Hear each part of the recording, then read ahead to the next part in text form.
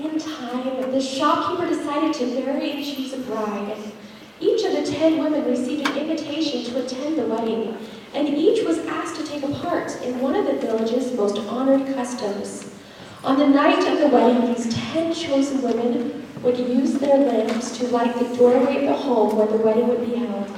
The glow from their lamps would bring honor to the groom as he entered the home for the celebration. It was a great privilege to be given the invitation, one that many women waited a lifetime to receive. The women could barely contain their excitement for the events that were about to unfold, and finally, the long-awaited day arrived. The 10 women made their way through the crowded streets of the village to the entry of the home where the wedding would be held, and the shopkeeper watched from the top of the hill and waited. Finally, the 10 chosen women arrived at their destination. Each found a comfortable place in the alcove of the doorway and settled down to wait. Time passed slowly, and growing weary, the women closed their eyes and slept. The 11th hour came and went. The entire village grew quiet under the soft glow of the moon. And still, the shopkeeper watched from the top of the hill and waited.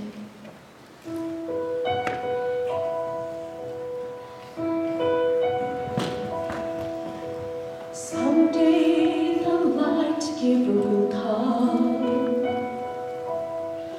and claim those that bear his flame. The very trees and skies will praise his name, and some will run to meet him and find his arms at last. Others will know their time has passed. The door will close and they will go, never to enter in. They will not know him.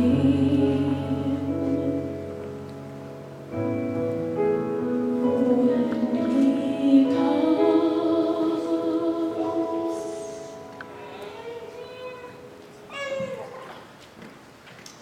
Then, at precisely the darkest hour of night, a hush had fallen over the sleeping village. Those villagers who had patiently waited and watched raised a cry. The silence was broken, and the women awoke with a start. The moment was at hand. It was time to trim their lamps. Suddenly, alert, Jessa quickly used her extra oil to fill her darkened lamp. A lifetime of waiting had come to an end, and she hoped she had made sufficient preparation. Gabriella reached for her vessel and filled her simple lamp with all of the remaining she had. As she carefully tucked her empty vessel away, Nava, who was sitting beside her, let out a small cry. Her flame had gone out. Her lamp was empty. She had not brought extra oil. What would she do now? I have waited for this day for as long as I can remember. I desperately want to be a part of this wedding, but my preparations just weren't enough. Why didn't I think to get extra oil? The thought never crossed my mind. Frantic, Nava turned to Gabriella to see if she had extra oil, but there was none to spare.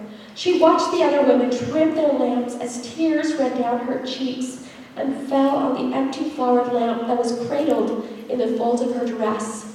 Realizing her mistake, Nava fell to the ground weeping. With the bridegroom approaching, the preparations around her intensified, and soon other women in the group realized that they were also short of oil. I have been so consumed with the daily necessities of running my home that I've kept putting off making the trip to the top of the hill. I just simply ran out of time. I haven't seen the shopkeeper in months. The days turned into weeks and I just lost track of time. I didn't expect him to arrive so late in the evening. I didn't prepare for the delay. I wondered if there would really be a wedding. I considered buying oil for a lamp, but since I rarely use it at all, I thought it might go to waste. I used all of my extra money to buy a new dress for the wedding. I wanted to look as nice as the others. There wasn't enough left over to The 5 women rushed over to Dinah and Leora and fell at their feet begging for help. These women had brightened the darkness for them in the past. Surely they would share their oil. But what had been prepared could not be shared in an instant. Every drop was needed now. They could not risk letting their own lamps run empty. As much as they longed to help their friends, there was nothing they could do. Finally, weeping tears of frustration, the 5 foolish women turned to Eliana. The wise woman could give them nothing but advice. You must go out into the dark of night and find oil. Buy what you need, and then return. But hurry, for he is coming. Clutching their empty lamps, the frantic women ran out through the garden gate and into the village streets. They would never make it back in time. The 5 remaining women carefully trimmed their wicks and finished emptying the oil from their vessels into their lamps. The bridegroom made his way through the crowded streets. He turned the corner just in time to see the 5 foolish women running towards the hill. His heart ached for their lack of preparation.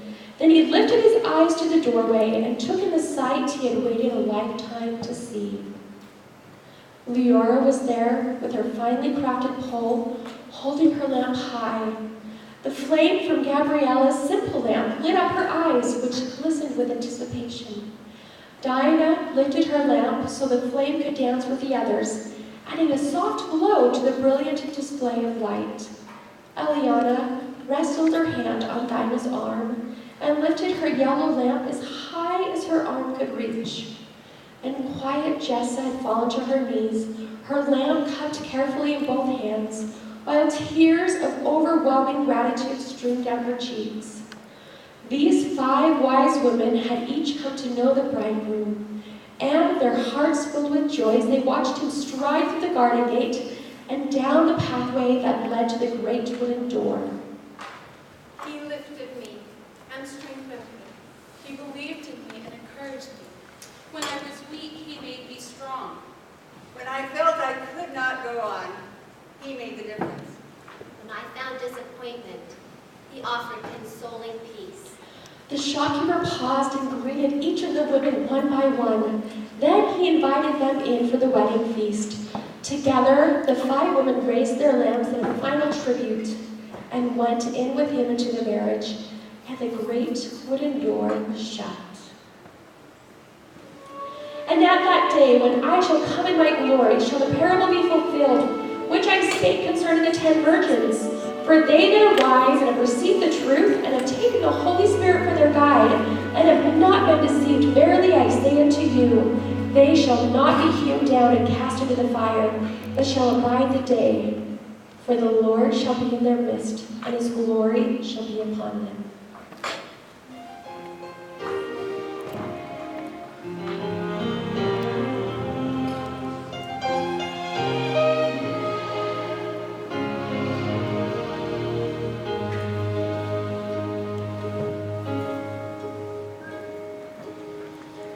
We are all invited to the feast. Each of us is welcome, from the greatest to the least. We hold the invitation in our hands. It's written in each crevice of our own lamp. I promise I'll prepare to be there on that day, dancing in the glory as we celebrate.